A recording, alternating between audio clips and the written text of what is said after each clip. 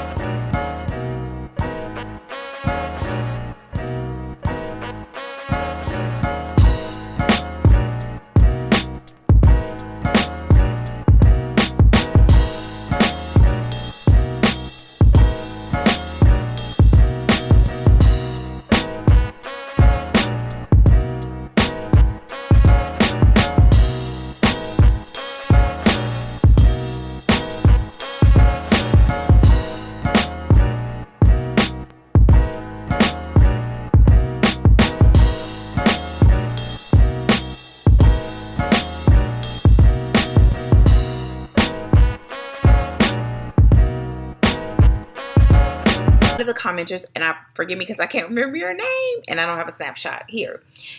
She was working on a sweater after seeing me work on sweaters, and she was for a long time saying, I'm gonna make a sweater, I'm gonna make a sweater, and now I'm like cheering her on. Do it, do it, do it. She's finally doing it, and she's having some potential issues with the sleeve, and she was really contemplating stopping and not finishing the sweater.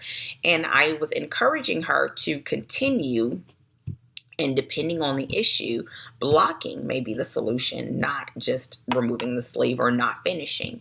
So I wanted to talk a little bit about blocking. And for some reason, I think I've done this before. I don't have a video on it because it's something that I do it as a part of a project, but it's not something you do every month. I mean, you've got to finish stuff to block it, right? But reason why I gave it as a suggestion to the person working on that sleeve is because I have found that when you block your project after it's done, this is a sweater, a shawl, a blanket, and what you do is you submerge it in water, you let it absorb the water, then you dry it, then you stretch it to the shape that you desire, and then you pin it in place and let it dry in that state. They have these fancy mats that were crazy expensive. I didn't get those. I went to Walmart.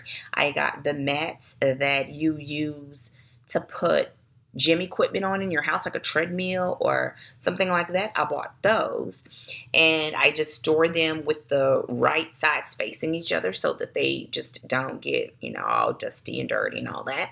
And I just, when it's time to block, I lay them out, snapping, interlocking them together because they look like puzzle pieces. And then I use straight pins because they can puncture through the surface, because the surface is a foam-like material. So let's say, for example, traditionally, I think you would think of blocking in a sense of a shawl. You're making the shawl, and and this can be done for crochet, this can be done for knitting, and I mean, I'm sure anything else, but those two, because as you're doing it, and what happens is it may be kind of bunched, or it may not hold like the triangle shape that you are making it into, or the rectangle or square or whatever. But what happens is once you wet it and you lay it out and it dries, it holds the shape that you give it. And so what happens though, if you really look at it closely, you may have stitches that bunch up, like maybe you knit it really tight on one or really loose on the other. Let's say maybe your knit stitch, you knit tighter on the knit stitch, but your purl stitch is a little looser. Well, blocking will help to kind of readjust the yarn in the project so that it kind of distributes a little bit better. And then you lay it out, you smooth it out, you let it dry, and then it will hold that shape. I strongly suggest it for really almost anything that you make. But really, if you're doing especially sweaters and shawls, all of those things, because it will help it to have, especially with shawls, like that airiness about it, other than lace stitch, like it makes it like fluid and light. And that's what the blocking will do. And if she has a sleeve where maybe it doesn't look as good as she wants it to look, if the stitches are still fairly consistent, once she blocks it, what she could do is kind of give it like a tug and a pull to redistribute that yarn a little bit, and then lay it smooth and pin it along the top and the bottom, from the underarm, from the shoulder all the way down, and then even laying the stitches down near the cuff of it or the wrist if there's ribbing or something like that, and let it dry. Completely let it dry. If you find that you have you're short on time, you can even do it outside. But I would do it differently outside. Like whenever, because we have a dog, I have tables in my project area that I can carry out, and I lay it outside.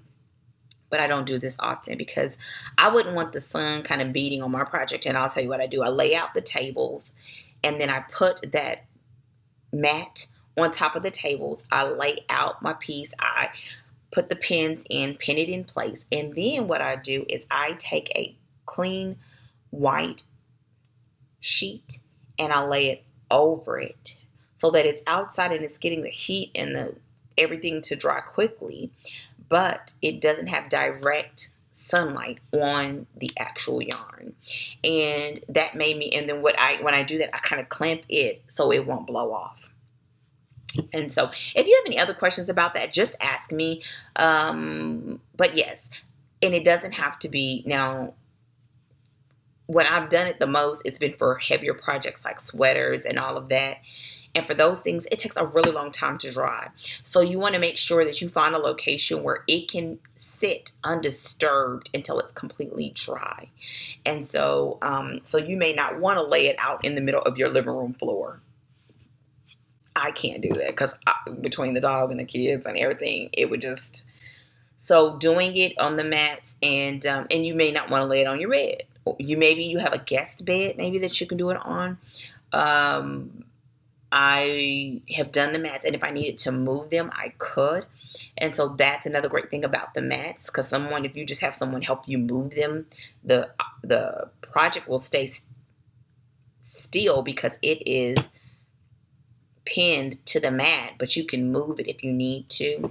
But that's usually why I would do it outside, because it would speed the process up a little bit. And if I needed to move it in, I usually would just do it first thing in the morning. And by, mid in the afternoon, now it would go faster. It would be completely dry. And so that's that. Let me know if you have questions, because I had to go through that really fast. But you could do that for crochet. You could do it for knit.